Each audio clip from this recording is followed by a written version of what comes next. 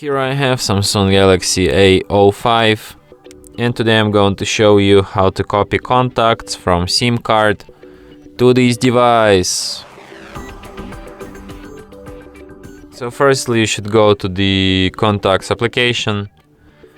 Here you can have to tap on this like 3 stripes icon, go to settings here, then go to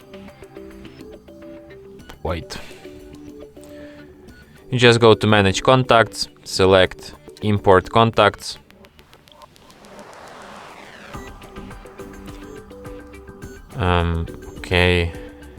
import from SIM in our case. Here you can select which contacts you want to import, or you can just select them all, then tap done, and after that select where to our phone, tap import, and after that these contacts will appear here on your device.